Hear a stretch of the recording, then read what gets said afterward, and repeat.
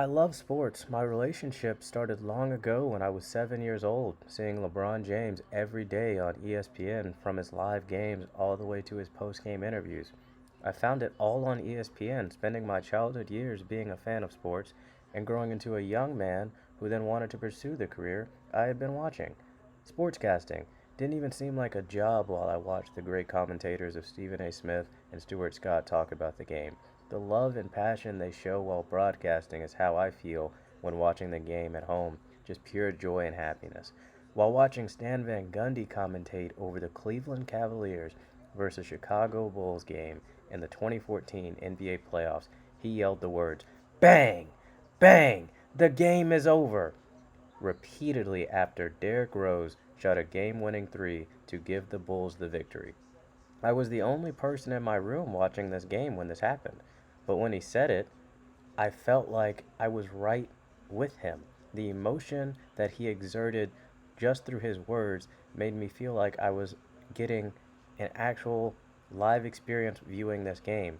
And once I hit high school and I knew I could take my love and passion from not only being a fan of sports to as a career, I was hooked to bring the game into people's homes as I saw when I was listening to Stan Van Gundy.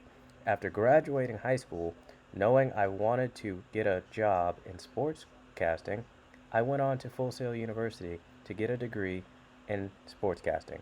I was never a big fan of school, like most as a young adolescent. I found it boring. But Full Sail changed that for me. I was learning on how to achieve my goal in life, becoming a sportscaster, and no longer sitting in a classroom doing things I didn't like. The classes I took from multimedia storytelling, which makes your words interesting while listening, to advanced reporting that shows how to edit and produce live shows and events, I learned so much that I never knew before on sportscasting. These led to me having a project commentating and interviewing NXT wrestlers because my school had a partnership with the WWE. Never in my life had I had the opportunity to be around people of that magnitude and celebrity. I got to interview them. I spent numerous hours and days learning and experiencing the production of a big live event. Now that I have a great understanding of sportscasting, I spent many years also in my early 20s reporting and commentating at local high schools and colleges in Miami, Florida, to get a feel for what it may be like as a sportscaster. I then went on to even start my own podcast named Nothing But Net on YouTube, just for fun, to talk and share my views on the recent sports news.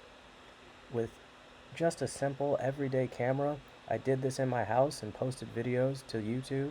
I didn't think much of it, but over time I started to notice I gained a following of over 2.2 million subscribers.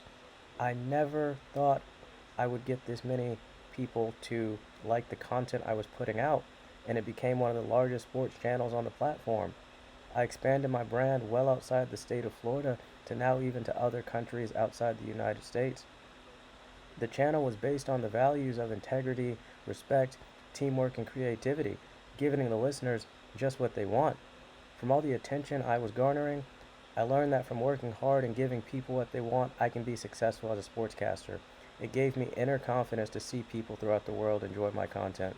In the end, I do what I do because I love sports and have a strong desire and passion to share it with the world.